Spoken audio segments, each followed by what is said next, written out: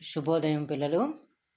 ఇప్పుడు మనం 5వ పాఠం భైరవుడు నుండి 4వ అంశం వచనములు. వచనములు అంటే వన్ అండ్ మెనీ ఇంగ్లీష్లో.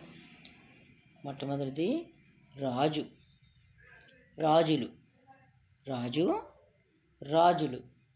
రెండవది గాయం, గాయాలు, గాయం గాయాలు. మూడవది బహుమతి, బహుమతులు, బహుమతి బహుమతులు. నాలుగవది అడవి, అడవులు, అడవి అడవులు. ఐదవది కంఠం, కంఠాలు, కంఠం కంఠాలు. ఆరవది ముని, మునులు, ముని మునులు. ఏడవది యువకుడు, యువకులు, యువకుడు యువకులు. తర్వాతి అంశము ఖాళీలు అంటే ఇంగ్లీష్లో ఫిల్ ఇన్ ద బ్లాంక్స్. మొట్టమొదటిది భైరవుడు డాష్ అనే ముని కలిశాడు. ఎవరిని కలిశాడమ్మా భైరవుడు? జవాబు చెప్పండి. శిఖాముని. భైరవుడు శిఖాముని అనే మునిని కలిశాడు. రెండవది భైరవుడు రాజుగారి డాష్ నయం చేశాడు. జవాబు చెప్పండి పిల్లలు. గాయం. భైరవుడు రాజుగారి గాయం నయం చేశాడు. మూడవది భైరవునికి రాజు డాష్ ఇచ్చాడు. రాజు ఏమిచ్చాడమ్మా పిల్లలు భైరవునికి? బహుమతి.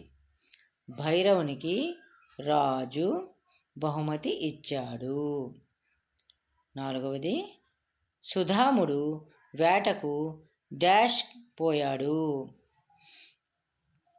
ఎక్కడికి వెళ్ళాడమ్మా పిల్లలు? అడవికి. సుధాముడు వేటకు అడవికి పోయాడు. తర్వాతి అంశము ప్రశ్న జవాబులు. 1వ ప్రశ్న రాజు భైరవునికి ఏమి ఇచ్చాడు? మళ్ళీ చదువుతాను వినండి పిల్లలు.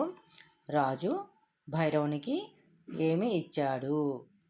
జవాబు రాజు భైరవునికి బహుమతి ఇచ్చాడు. రాజు భైరవునికి బహుమతి ఇచ్చాడు. 2వ ప్రశ్న సుధాముడు ఎలుగుబంటితో ఎలా పోరాడాడు? సుధాముడు ఎలుగుబంటితో ఎలా పోరాడాడు? జవాబు సుధాముడు ఎలుగుబంటితో భీకరంగా పోరాడాడు. జవాబు సుధాముడు ఎలుగుబంటితో భీకరంగా పోరాడాడు. 3వ ప్రశ్న సుధాముడు ఏమి వేయించాడు?